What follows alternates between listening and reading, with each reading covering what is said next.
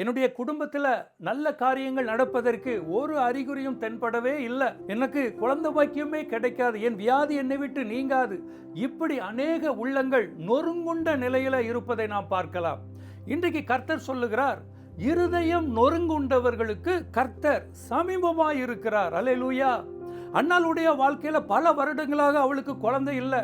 எப்போ அவளுடைய இருதயம் நொறுக்கப்பட்டதோ அங்கே கர்த்தர் அருகே வந்து அவளுக்கு அற்புதம் செய்தார். அவளுக்கு குழந்தை பாக்கியங்களை கொடுத்தார்.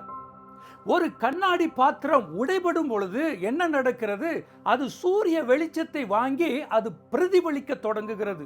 அதே போலத்தான் இன்றைக்கும் நொறுங்குண்டு போயிருக்கிற ஒவ்வொரு மக்களையும் கர்த்தர் அருகில் வந்து அவர்களை சந்திக்கிறார், அவர்களுக்கு அற்புதங்கள் செய்கிறார்.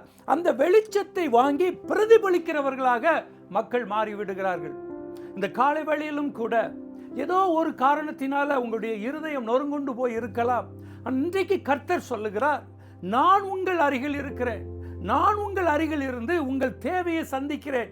இந்த காலை வேளையிலும் அவரை நீங்க பிடித்துக் கொள்வீங்களா? அந்த வெளிச்சத்தின் அருகிலே நீங்கள் வந்து அந்த வெளிச்சத்தை நீங்க வாங்கி பிரதிபலிக்கிறவர்களாக நீங்க மாறுவீர்களா? கர்த்தர் உங்களுடைய வாழ்க்கையில அற்புதங்களை செய்வார்.